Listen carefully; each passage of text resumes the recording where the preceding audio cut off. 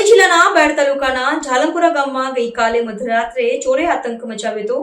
ગામની અંદર આવેલ એક રહેણાંક મકાનમાં તથા ગામની દૂધ મંડળીને ટાર્ગેટ બનાવી ચોરી કરવાનો પ્રયાસ કર્યો હતો. અરવલ્લી જિલ્લાના બેડ તાલુકાના ઝાલમપુરા ગામમાં ગઈકાલે મધરાત્રે ચોરોએ આતંક મચાવ્યો હતો. ગામની અંદર આવેલ એક રહેણાંક મકાન તથા ગામની દૂધ મંડળીને ટાર્ગેટ બનાવી ચોરી કરવાનો પ્રયાસ કર્યો હતો. સદનસીબે ચોરોના હાથમાં કોઈ મૂલ્યવાન માલમત્તો લાગી શક્યા ન હતો, પરંતુ સમગ્ર ઘટનાએ ગ્રામજનોમાં ભયનું વાતાવરણ સર્જી દીધું છે.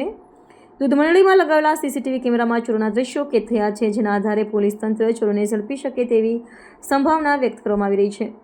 સ્થાનિક ગ્રામજનોનું કહેવું છે કે ગામમાં પોલીસની પેટ્રોલિંગ વ્યવસ્થા નબળી હોવાથી ચોરો નિર્ભય બનીને આ વિસ્તારમાં ઝાલમપુર તથા હાટીપુરા ગામમાં તથા ખેતરોમાં વીજવાયરોથી તાર ફેન્સિંગના દરવાજા તોડવા, ડ્રીપની પાઇપો ચોરવી વગેરે વારંવાર આવા કૃત્યોને અંજામ આપી રહ્યા છે.